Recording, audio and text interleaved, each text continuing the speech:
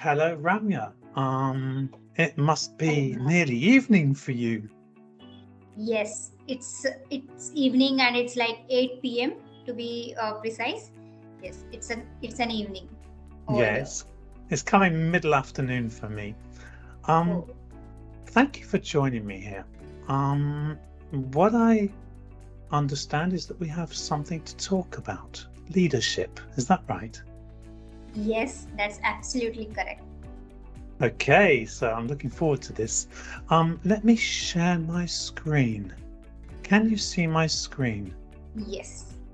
Leadership for me starts with working on my own values, looking in the mirror and finding my heart to muscle that empathy and build strong the compassion for myself. Then I could maybe become a leader for others. I'd love to hear your thoughts on what leadership means to you. All right. So first of all, Mark, I really thank you for this opportunity. I'm really honored to be with you and discussing essential topic of leadership with you. I would like to say that yes, for me, leadership is the primary or a foundation of leadership is empathy. So if you are able to empathize yourself first, and if you know about yourself first, if you know about your emotions first, and only then would you be able to empathize with others, right? So it's like as much as you want to lead others, it's about leading yourself first, understanding your own self, and maybe being compassionate with your own self and being empathizing with your own emotions. And it's all about self awareness. Once you are aware of yourself, your strengths, your weaknesses, and you empathize with yourself, is when you would be able to do that effectively with others, right? So self empathy, self compassionate, or maybe self awareness is very important to be able to be a good leader or a great leader. Excellent. Thank you for that. Let me ask you another question. I feel the first thing I must add as a skill is listening. I want to understand the people that look at me as their leader. Ramya, what would you advise me to do here? When we talk about leading others, right, Marco? So what happens is we, as a leaders, tend to get inside so deeply or get into the solutionizing, or maybe get into the problem so deeply that we forget that as a leader, active listening is very very important. So I'll give you just an example. Imagine now we both are conversating, right? And you are saying something, and I'm not listening to you, or actively. When I say listen, I'm just hearing you. I'm not actively listening to you. I'm just looking here and there, and I'm just cutting you over. How would you feel? Would you be interested in having or proceeding a conversation with me? No, right? So that's where active listening is very important. So when you say you are a leader, you should be able to listen to others. So leadership is not about you do all the talking all the time. It's about active listening. You should be able to listen. Now how do you do that, right? How do you actively listen? You can do that by paying complete attention to the other person, what the other person is saying. And if you are like in person, obviously eye contact would mean a lot. If you are like virtually, like we are conversating, be on camera, right? Be on a video. And if you are like if someone the other person is talking to you, just use affirmations.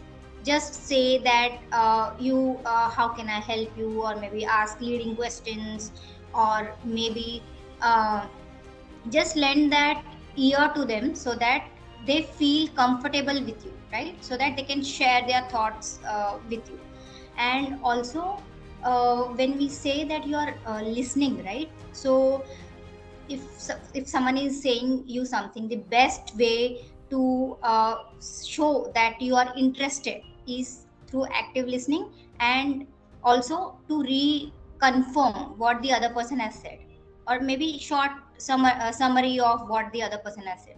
So these are all some great ways of improving our active listening skills.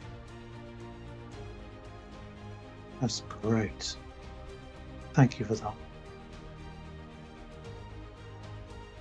I really hope that I can be present for the people I am with. I want them to know not just that my door is open, but that I care about them. What is the biggest tip you would give here, Ramya?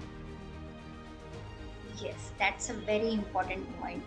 So, when you talk about leadership skills, and when you talk about helping or leading people, right?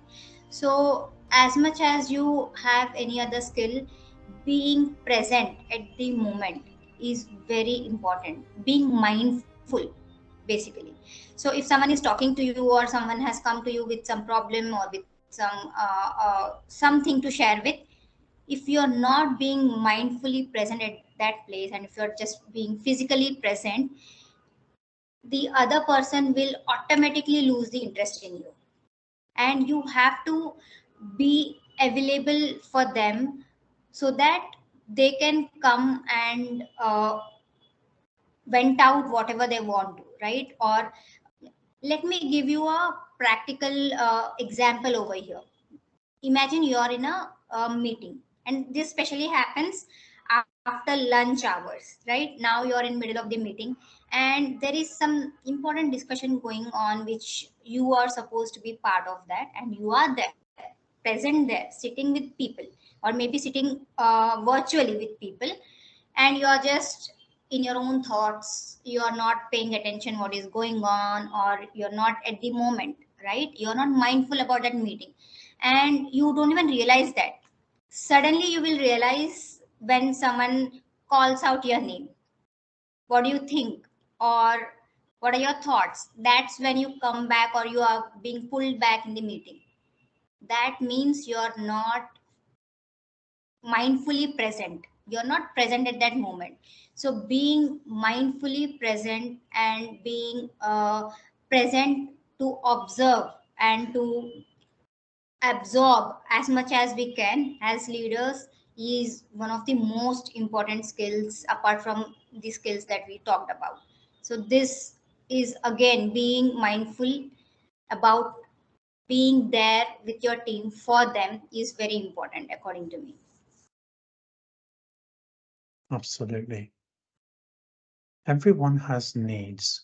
Individual needs as a person, needs as a professional, needs as a contributor to bigger things they can feel proud of. I feel I need to have a really open mind. Ramya, what would you do to make this work? Correct. So when we go there and lead others, or when we are in a leadership position, right? So we I mean tend to take things for granted. It's like we feel that we are the leaders and we know it all, and we don't need to learn more, or we don't need to improve upon, and all those things. But the fact is, as you become leaders to more and more people, is is when you need to be open to lot of ideas, open to feedback, open to learning, open to growing. These things are very important as a leader. I mean, you cannot get complacent saying that I know everything and I don't need to learn more, or be more open to ideas. It's like you are only becoming rigid in your thoughts. So if you want to really develop a growth mindset for your team members, it's very imperative for you as a leader to develop growth mindset yourself as well. So you have to be open, to more and more learning, feedback, taking chances, listening to others. So, yes, openness is very important. Excellent. I've added all that. That's brilliant. When I think about humans, what they really need, my mind goes to the word safety. Maybe celebrate successes. Yes, that's great.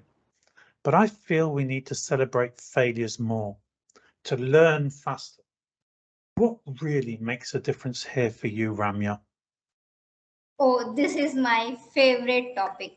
Psychological safety is something I really connect to, and is something I completely believe in.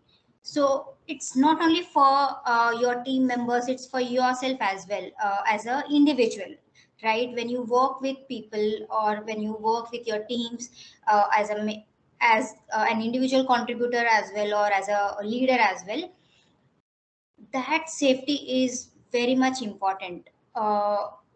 When we say psychological safety, what do we mean? You should, as a leader, you should provide them that environment wherein uh, they are not afraid of failing, they are not afraid of making mistakes, they are open enough to communicate any challenges, any issues. They can communicate about their failures, and as a leader, you should be celebrating their failures as you celebrate your successes.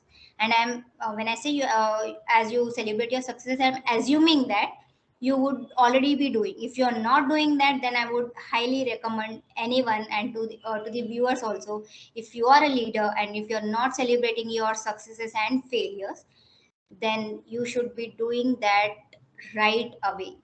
You should provide that environment wherein your team members feel safe enough to make mistakes, because without making mistakes, you are not going to learn, right? So in order for them to learn more, they have to make mistake, right? And not necessary that everyone learns without making mistakes, because not everyone is at the same level of IQ, EQ, or whatever you may want to call. So for that purpose, as a leader, you should be providing that environment wherein they are they are not hesitant to fail. They can speak openly about their failures. They can speak openly about taking chances, trying out new things. And all you can do is just celebrate their failures. And how do you do that? You don't have to really throw a party and say that let's celebrate the failure, right? All you can do is, it's okay, I'm there for you, I'm there to support you your decisions, or maybe support your ways. It's okay if you did not succeed in this approach. Maybe you may want to try another approach. Even this makes a lot of difference. Absolutely beautiful. Well, I have a lot to go on there, and I hope everybody's getting value out of that. Thank you so much, Ramya, for all these insights that you've shared with me and with others. I've learnt a lot. Thank you. Thank you so much. It's my pleasure, and I really appreciate you for this opportunity. I hope people would take at least some things from here, if not everything, and I'm really looking forward for this.